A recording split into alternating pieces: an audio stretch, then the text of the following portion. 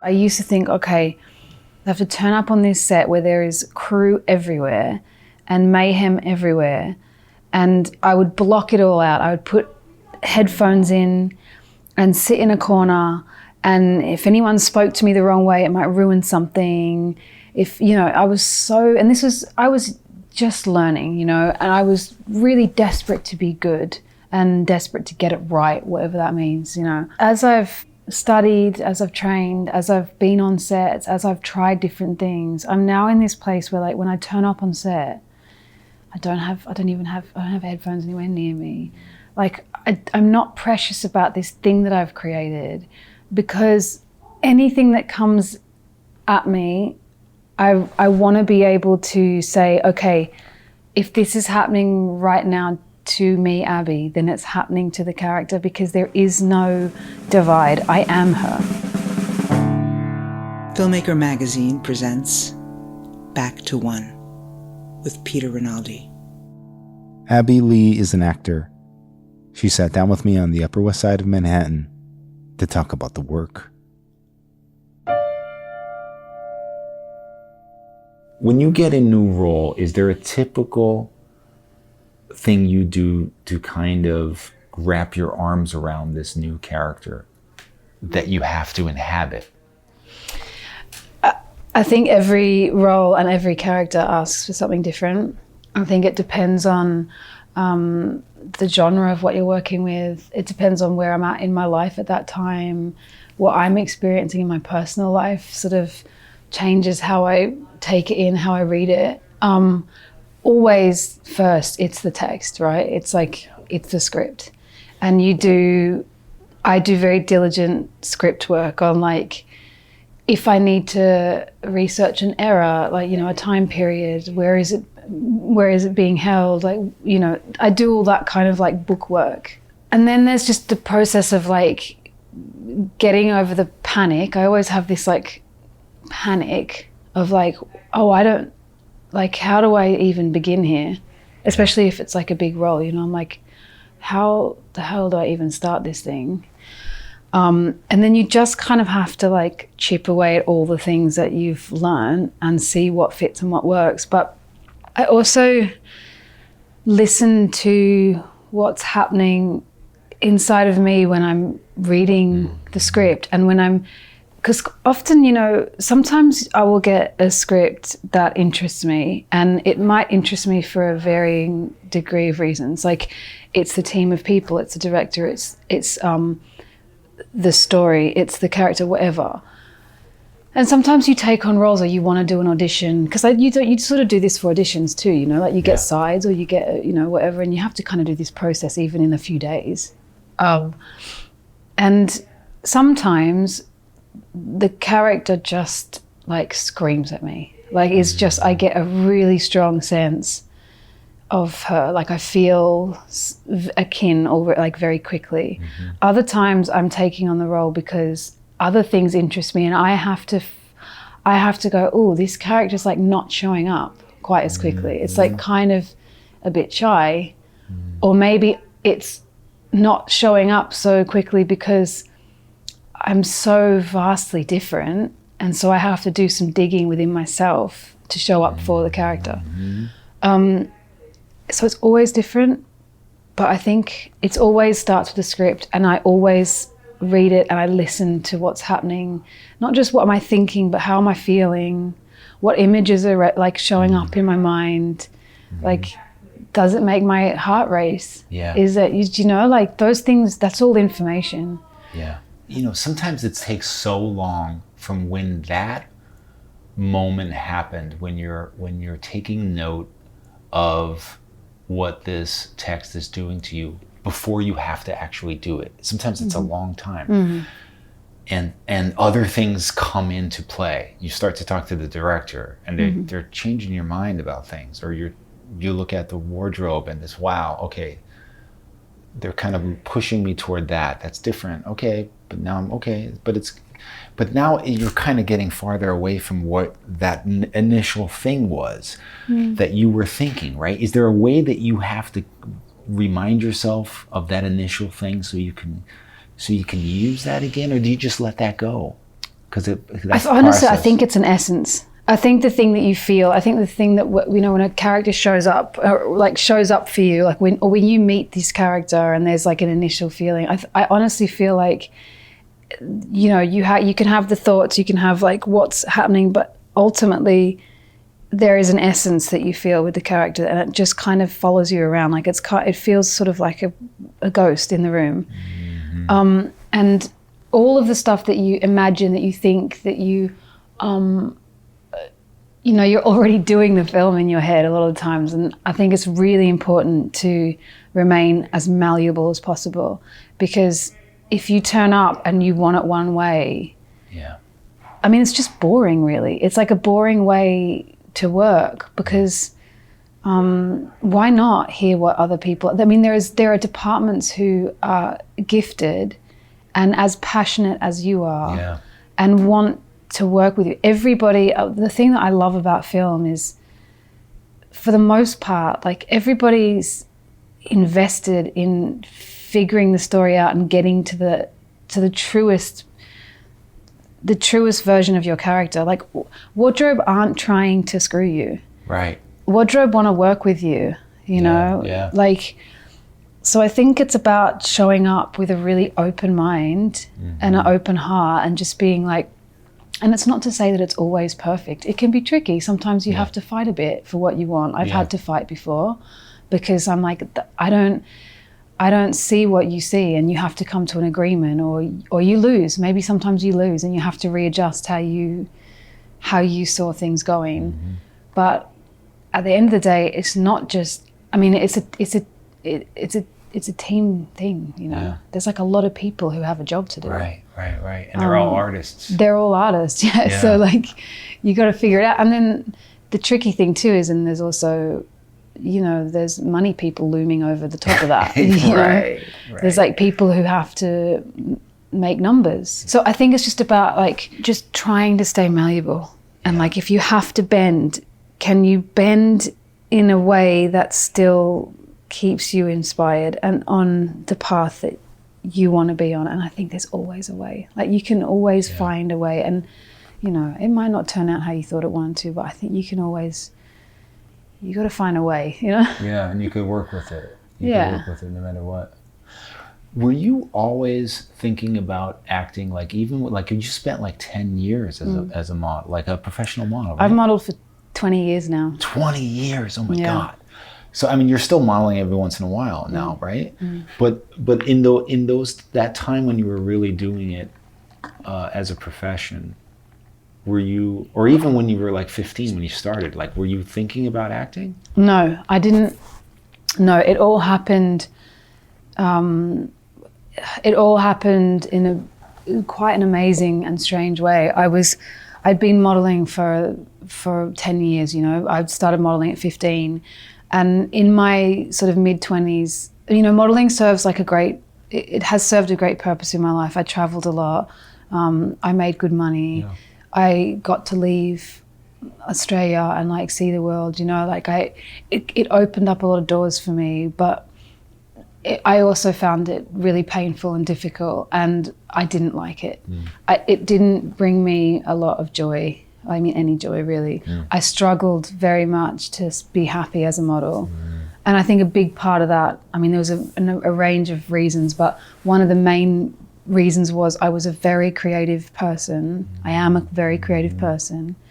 You know, I've always grown, I grew up drawing, and I have very strong imagination, all those types of things. And I just felt like I had a lot more that I wanted to give. And with modeling, you kind of just a coat hanger. And there's only so much space for you to be creative. Like it's more commerce, you know. And I just felt like I had a voice, and I had so much I wanted to like do, and I didn't really know how to get there, and I didn't even really know what it was. And at the time, at around 24, I was playing a band at the time, trying to figure out if I wanted to do music, still kind of modeling, still kind of hating it. I felt sort of lost.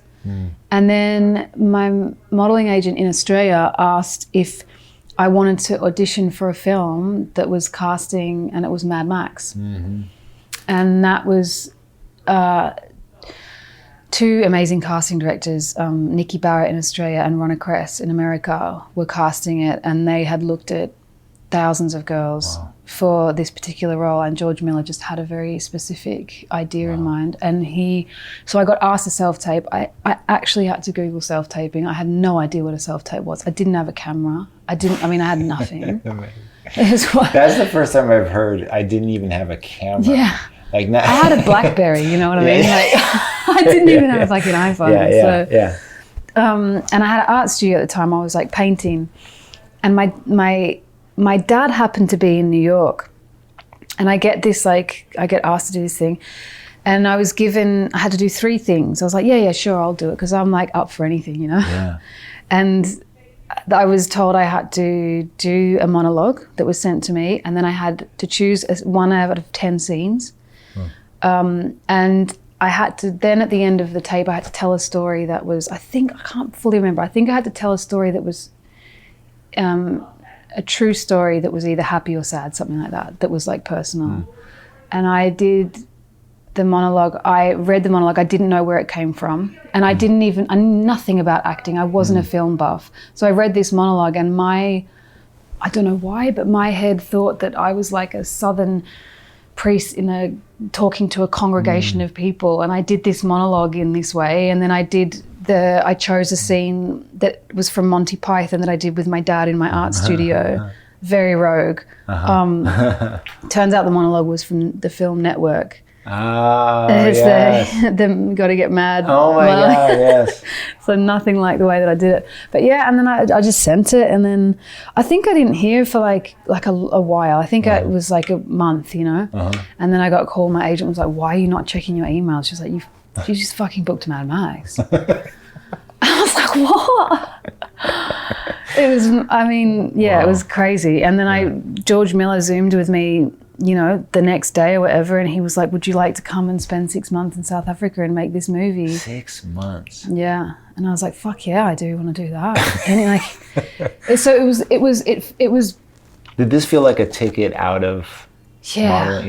Yeah. And in a way, I'm like very much believe in the energetics of things, you know. I think it wasn't just a coincidence, and it was a very random thing to happen, but at the same time I'd been fighting really hard to find my creative voice. I was painting, I was trying to make music, I was really trying to bust out of just being a model. So I think it turned up like at the perfect time for me, and I was like, yeah, fuck modeling, and I went to South Africa and did the film. And it sounds like that was a grueling shoot just because of the location, right? Like that.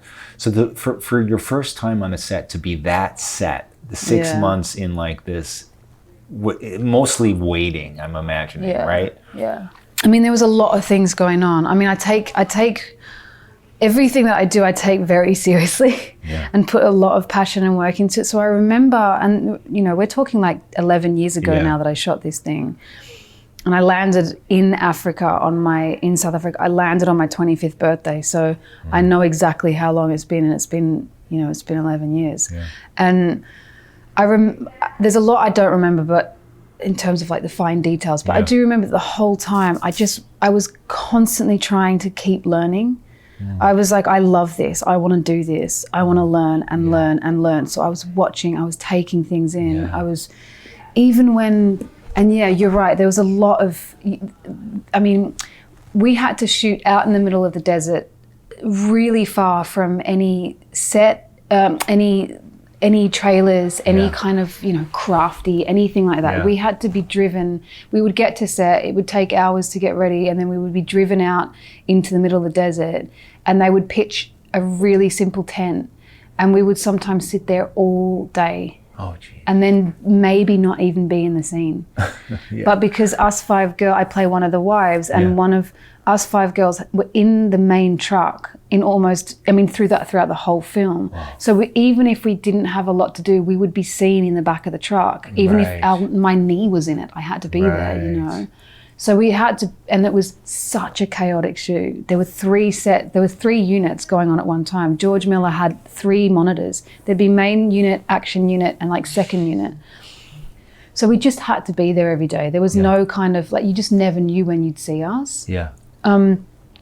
So obviously there were days where I fucking hated it. Yeah. And I was like, this is so boring. I am sitting in the middle of the desert going mad. I mean, having a good time with a lot of the other casts. Yeah. We also had a really funny time. Yeah. But there were definitely moments where I was like, this is fucking boring. Yeah. But I just knew that when we were shooting, and the process of figuring out that character, and that's the first time I've ever done that. Yeah. I just kept doing that. I kept trying to find things. I kept like, I just kept watching and listening and kept working on it. Yeah. And I wasn't a stranger to being on sets. You know, the one thing that modeling and acting does have in common is equipment. Is like I'd grown up as a kid around cameras with cameras in my face and people yelling jargon, and you know, I had to learn the new jargon of acting. But so I think for the most part I was just learning a lot, and I think I knew in the same way that I know with most modeling jobs that each time you turn up on a set it varies in like what it, you know, what it looks like, who's there, whatever. So I knew that not all films were going to be like that. But it was like boot camp for acting. I mean, it was definitely a grueling start. When you come back from that and you think, you know, despite whatever hardships were on that, but you think I want to do this, and so how do you get down to actually trying to shift from this one career to another? I was very. I really wanted to be taken seriously as an actor. It was very important to me that I didn't just become someone who was like a model trying to like get an acting gig. I really wanted to be. I was in love with the craft of acting, and I wanted to prove myself as an actor. So I left New York and I went. I was very lucky to be able to pick a really good agent, because when the whole of Hollywood knew that this random girl had booked this role in George Miller's Mad Max, when they'd sent all their girls to go and see him, I was very fortunate enough to be given a good agent. And I just started from the bottom. I went and I did general go-sees. I just kept meeting everyone in the industry. I auditioned for absolutely everything. I just was grinding. I went to LA and I was just grinding. And I stopped modeling for like a couple of years. I like really stopped. And yeah, I just kept trying to prove. I just kept trying to book jobs as an actor and say no to modeling, which I did. I do it a bit more now because I'm confident enough to be able to be like, well, I think I've proved myself a little by now. But yeah, it took some years to feel like I could say, oh no, I'm an actor. Yeah. And I have studied with I've done a lot of work. Yeah. This whole strange animal of auditioning that you had to do and you were doing, it's probably a good process to just put yourself in that and audition for everything and just kind of figure it out. But what were you discovering early on about that, as like, and what was your approach toward it? Were you like thinking, this is an opportunity for me to actually act every time? No, I was like, I want this job. You know, some people, I've heard people say that, and no, I think, I mean, I'm just a little bit too driven for that. Like, that seems a bit too relaxed for me. And I don't enjoy it enough. Like, audition is like, there's a lot of, I find it, I don't know, like I've had great times in auditions, definitely. Yeah. But for the most part, I find them really stressful and I can't sleep the night before. So they're seeing a hungry person come in. Very I'm like, I'm not in here to play around. I want the jobs. But you know, there are sometimes back when I started, I would audition for things that I didn't necessarily love or really want, but I wanted the casting director to see something in me. Yeah. I wanted them to bring me back for something else. Yeah. So I was like, okay, I'm not right for this, but I'm going to do the best I can so that they see something in me and bring me back. Yeah. I'm glad that I was running the gamut of doing the grueling sort of auditioning for everything at the time that I was. And I really feel for actors now with everything being on Zoom and if self-taping, because back when I was doing this, it was you were in the room and you learn a lot from being in the room. I think it's a shame that a lot of actors don't get to be in the physical presence of casting directors, because casting directors, they feel you. They feel your energy. I mean, we all know this thing of like, you're one person on a Zoom, in a video or in a photo even. And then when you meet a person in real life, it can be so shockingly different. I haven't thought of this like that. You know, so it makes me changes sad. everything. This might actually change everything, and we're not really realizing it. Like, if everything's getting cast because of this, it's getting cast for a whole other reason than we're not even aware of, like, in a way, right? Because of that energy thing. But then again, maybe it's better in that way, because we're seeing somebody on a screen. They're going to be on a screen if we cast them. Whereas in person, they may be giving an energy that doesn't translate to the screen. Maybe it's actually better that everything's on Zoom. But remember that they're taping you while you're auditioning. Oh, that's right. So you get to they watch it afterwards. That's right. You know, and they might realize when you walk into the room, oh, this person actually feels like this other character. This person feels like, oh, this person would go so well with this other person. Right. And there's the good and the bad to it, because obviously the brilliant thing about self-taping is that you can do it from anywhere, and that I don't have to live in LA, thank God. You know, I don't have to do that now. I had to be there in the beginning. I had to be there. It was really important that I was on the ground in Los Angeles where it was all happening. I don't think it's like that anymore. Right. That's a good thing. You know, so there's the good and the bad of it. Joel Edgerton said something to me that was really valuable. He said to me, I can't remember what I was auditioning for. I was like telling him I was like scared, or like I'm not going to get it, or like whatever. I can't remember what I was saying. But he said they're there. The people, when you walk into that room, everyone in that room wants you to get the job. They want you to be right. So their job is over. They're like, they actually want you to get it. They're not against you. And someone else said to me, and I can't remember who this was actually, that the room is yours. Like, it is your room to do whatever you like. It's your time. And I think that applies to self-taping also. You have to know that whatever you give, as long as you're giving your best and you're yourself and you do the work, that it will translate on the camera. And also in terms of like the giving, the space, the room being your space. When I do self-tapes, and this is I think this is a really cool pointer, you know, because I see a lot of people not doing this. A lot of the time people will set up a self-tape and just have their head in their chest or whatever it's been asked. And they stay in this like really particular zone, the distance between you and the camera from like how close do you get, how far do you get, like side to side.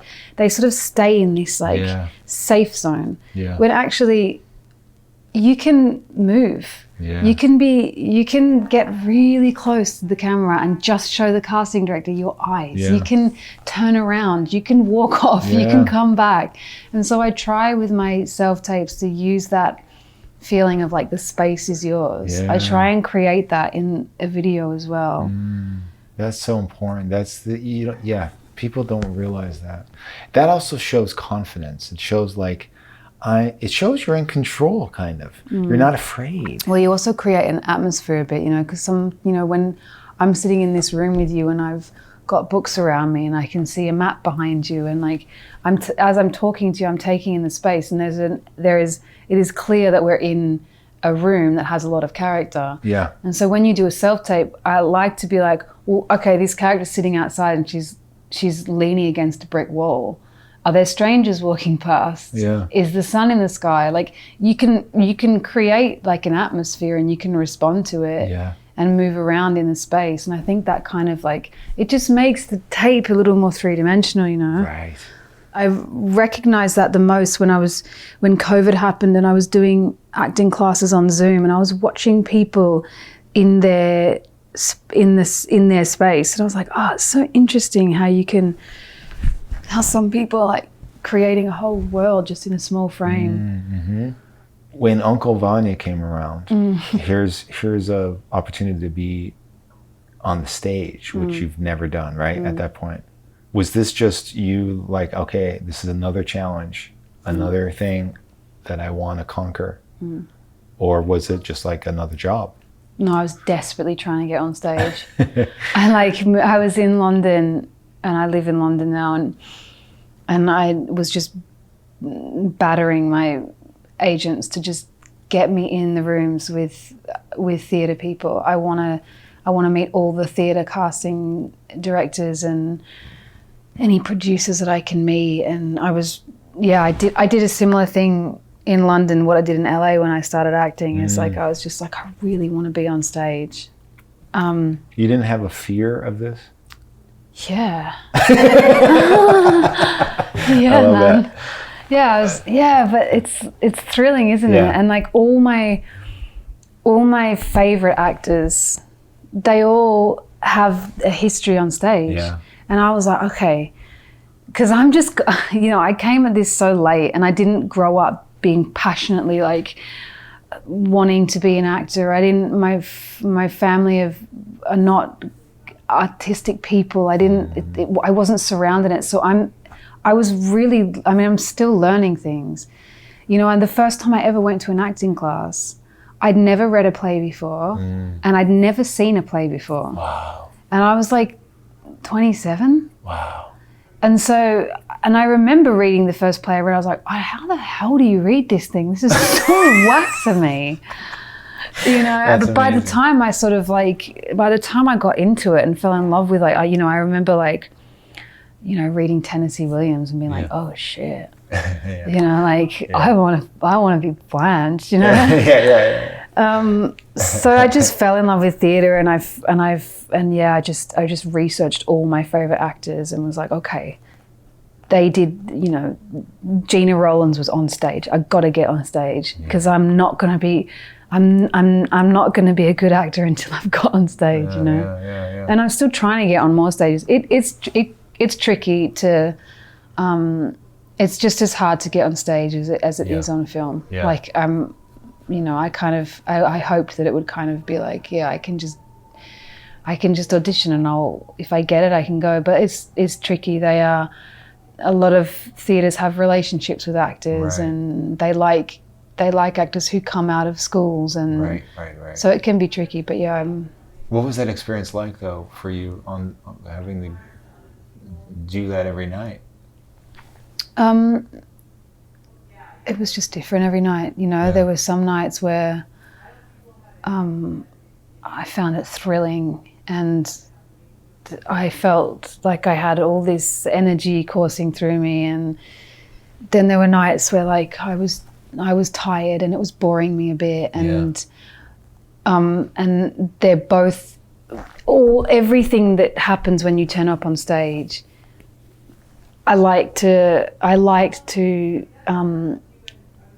be intrigued by it and like really listen to it and like use that and see what happens to the character. Like if you play Yelena on a night where you're fucking bored, like that's interesting. Yeah, because Yelena is like walking around this house bored out of her mind. So like it's great those nights, and or if something happened during the day where I was so angry at someone in my life, like Yelena's got a lot of rage. She's angry about like everything that I've felt during the day or the night, whatever, everything that was leading up to going on stage was always useful. Always. And I just it's fascinating to me that you can play the same character and do the same thing every day and still be like, oh, that's what that means. Or, oh, I didn't look at it like that. Or like, I think that's really cool. Did you fall in love with Chekhov through this? Yeah. Yeah, honestly, I think when I first read Chekhov, I was like, well, I don't really see what's so interesting about this. Yeah. And then you get into it and you're like, oh, this is so deep, and this is still, it's just relevant, isn't it, always? It's like the crux of life. Yes. He writes about like just life. Yeah. And it applies to everyone in the whole world, Right. no matter where you are or who you are. Like everyone knows the pain of love and the ache of not getting what you wanted out of life. Right. And everyone knows those feelings. And that's what's so brilliant about him, is he just writes something that's so universal. Yes. What can you tell us about Horizon? Can you tell us anything? Yeah. So Horizon is the latest film that I have coming out, directed, written, produced, stars Kevin Costner. And it's an epic saga, a western that is about the westward expansion in America and who that affected. And it focuses a lot on people that we don't often see. There's a lot of, it tells the story of how it affected certain women, children, Native Americans, rather than just kind of being like a cowboy film. Yeah. Which is really interesting. And I play a sex worker who is living in a mining town, and she is sort of a very hopeful, determined woman. Like a lot of people were, at that time in America, it was a very hard life. Like things were very tough in America for everyone involved. There was a lot of bloodshed, a lot of savagery, a lot of physical just hardship. Yeah. But I think she's someone who, Kevin made it very clear that he wanted her to remain light and hopeful as much as she could. And this is a woman who doesn't have a family, doesn't have parents, doesn't have anyone really in her life. And she's just kind of out on her own, trying to figure it out for herself, trying to get somewhere. Like most people, I think Native Americans were trying to hold on to their home and, keep their home. And the whites who were coming through and trying to settle were like trying to find a home. So it's very much about, I think to me, the essence of Horizon is like home. Are you getting an idea of what you kind of need from a director, and maybe more importantly, like what you don't need? We're establishing you're a very creative person. You do a lot of work. You're building something. You're processing all the time. So is there a point where you're like wanting to be left alone to create in these moments, and then people are trying to impose on that? Is that happening more than not? I think you can get into the weeds when you go, I've created this thing, and when I turn up, I need the space to do this thing, which I used to do. I used to think, okay, I have to turn up on this set where there is crew everywhere and mayhem everywhere, and I would block it all out. I would put headphones in and sit in a corner, and if anyone spoke to me the wrong way, it might ruin something. I was just learning, and I was really desperate to be good and desperate to get it right, whatever that means, And as I've studied, as I've trained, as I've been on sets, as I've tried different things, I'm now in this place where, like, when I turn up on set, I don't have headphones anywhere near me. Like, I'm not precious about this thing that I've created, because anything that comes at me, I want to be able to say, okay, if this is happening right now to me, Abbey, then it's happening to the character, because there is no divide. I am her. So I have to just be okay with going, it's really hard to explain this stuff because obviously there's a line, it's a fine line, you know. Yeah. I'm also here doing a job like everyone else. Right. And that means I do need some level of like, I need that to be respected in the same way that like I understand the boom operator has to stand like 2 feet from me and maybe stare right at me during a scene. Like I also hope that people, if they see that I'm trying to do something, that they allow me to do that thing. I think with a director, what I like is, I always like for them to have an amount of trust in me, to give me the chance to try something, but then also have the confidence to work with me on it. Like if I'm not getting there, you know? Because I am vulnerable enough to kind of go like, oh, I don't know how to do this. Like, what do you think? Yeah, sometimes from a director in particular, I want them to just trust me and give me space. And other times I'm like, no, I need you to like guide me here. Yeah. And I think it's really important to have conversations before you get to set so that we're not wasting anyone's time. Because time is precious on sets and I don't like wasting people's time. So if they're willing, I'd like to have some conversations before we even turn up on set. So that when I get there, I'm not, you know what I mean? So there's like a mutual understanding of what might be going on. Right. When you're in a scene with the person who wrote it, who's also the director, like Costner, what is that like as for you? Is there like a situation happening where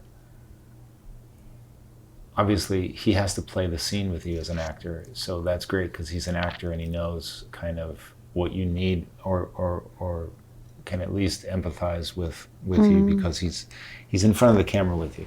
But then he's also the writer though, so he's like you're like he's judging how I'm doing this material, and he's the director, so you need him for what you're talking about. Yeah. What's that like? Kevin's interesting because he, you know, obviously he's not just directing like, you know, a film. We were in the mountains of Utah. Like we were like in Utah in this vast landscape with, you know, dozens of horses and hundreds of extras. And he's having to manage all of that while also manage me and manage himself because he's got to be in the scene, you know. But it was so interesting because I would find that he would just kind of be going about being a director, and then right before we had to do, you know, we line it up, and he's standing on his mark. I'm standing there as an actor, and he's standing on his mark as a director. He's talking to people while he's on his mark. He's asking the camera to shift this way and that way. Like he's constantly in conversation with the crew, whereas I'm just standing there waiting as an actor. Yeah. And then once we do that rehearsal and you go away and they light it and you come back, he would sort of just float in to the scene and be so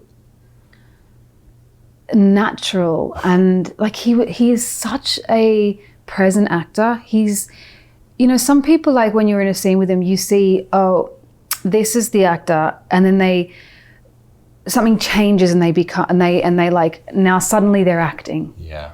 Whereas Kevin just kind of like floats into his mark, and it's like, I don't know where the character and the man begin and end. Like he just is. He's like such a natural actor and such a present actor.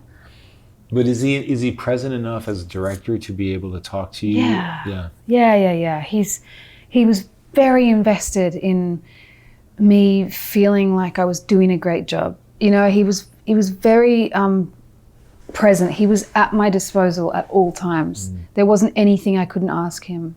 That's good. I don't know if I ever, you know, had to interrupt, but I know that if at any moment when he was in the middle of trying to deal with like props or whatever, if I had have asked him, if I needed his time, he would have been there for me. So yeah, it was that's what the experience was like. And I didn't feel any kind of, oh shit, the director's like in this scene with me. He just trusted me, and we'd had enough conversations about my character Marigold to where he knew what I was about and I knew what he was about, and he just left it to me, you know, and if he needed to, he would let me know that he sort of wanted me to try something else. Right. You said this once, here's a quote from you. I've worked as a model since I was 15. I've been through a lot. I've been to the edges of my darkness, and I'm not afraid to access those parts of myself. Mm-hmm. I mean, this is a big part of the work, isn't it? I mean, is that just something that came natural to you, or did you realize that you have to do this as an actor now? And so you have to face this. No, I think I was always,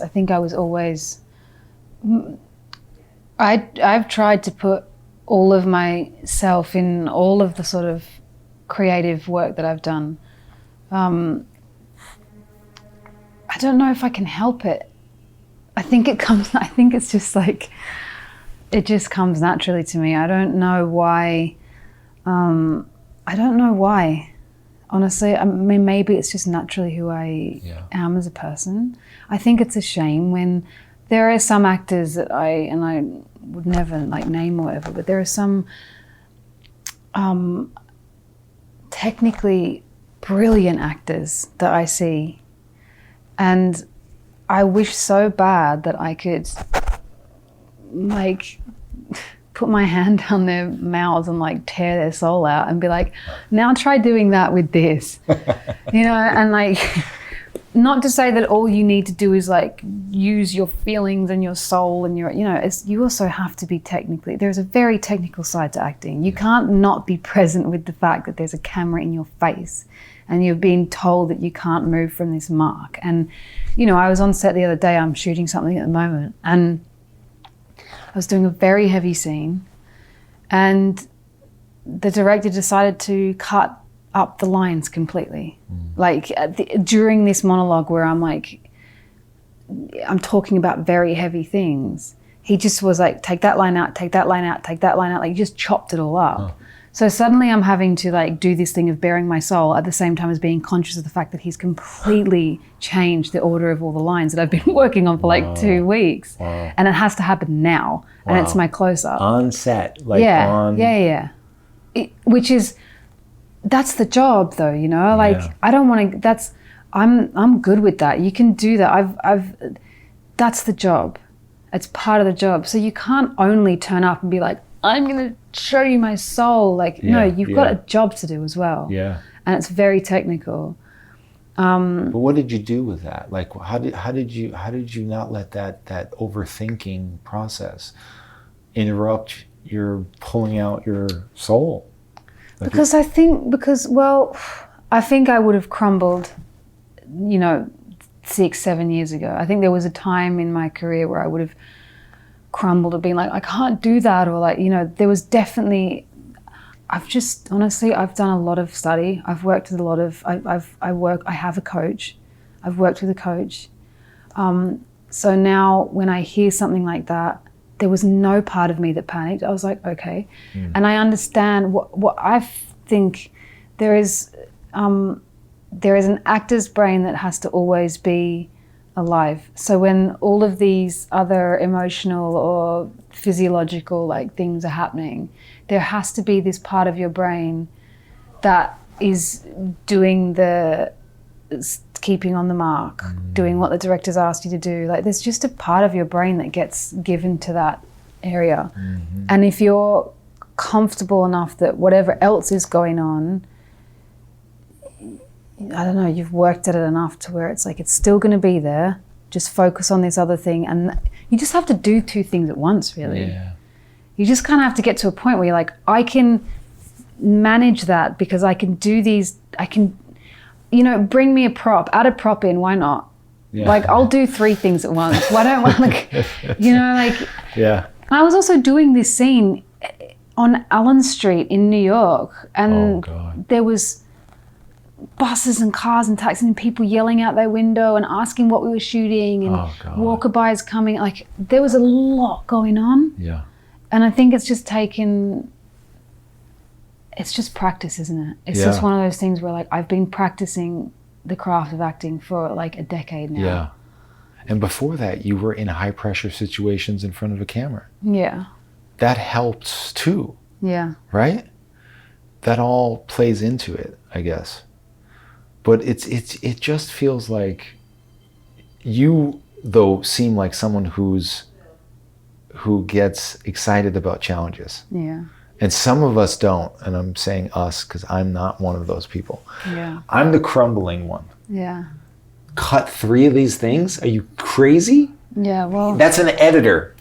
Cut it out later. Yeah. I have to do it this way. I'm sorry, otherwise we're not going to lunch. Yeah. You know, I'm not... But that's it. I'm not getting another job if I do that. Yeah. Isn't it true, though? You enjoy the challenge of it. I do, yeah. I like... Yeah. But I'm a bit of a masochist like that, you know? And I'm not... But maybe that's part of it, though. I think you have to be a little bit of that. I'm saying this in a whisper because this may be offensive. Well, yeah, I think it can really tear you up. But I think, I don't know, life's tearing everyone up anyway. I kind of, the way I look at it, it's like... You might as well do it for art. Yeah, I'm like, you know, life's shit. You know, it's great. But it's also like, yeah, it's a lot of really...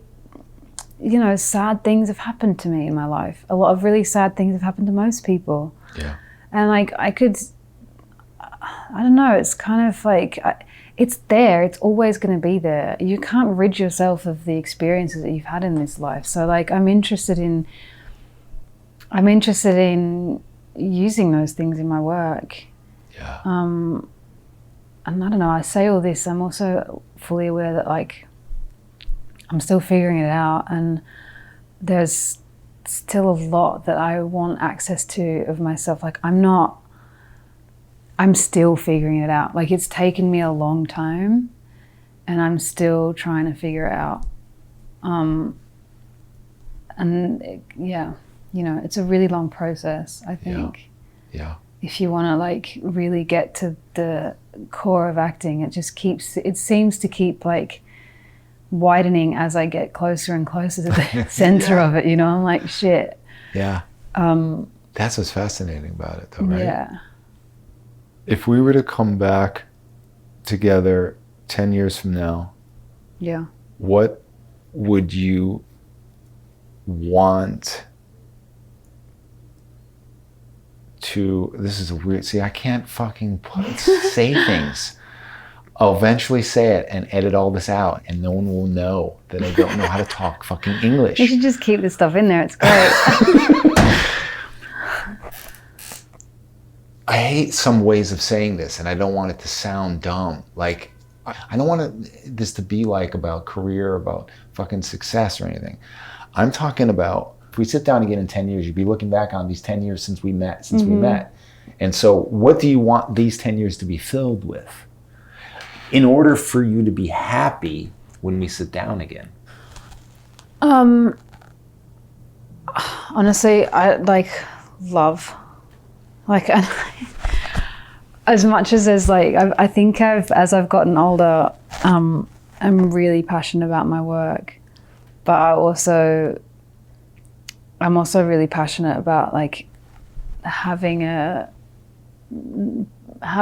nicer life, like being happier, and you know, nurturing relationships. And I think if we're talking about, if I look back in 10 years, what's given me a happy life, yeah, those things. But I also want to keep doing what I'm doing. I also want to keep acting. I'd like to write something. I'd like to direct, maybe.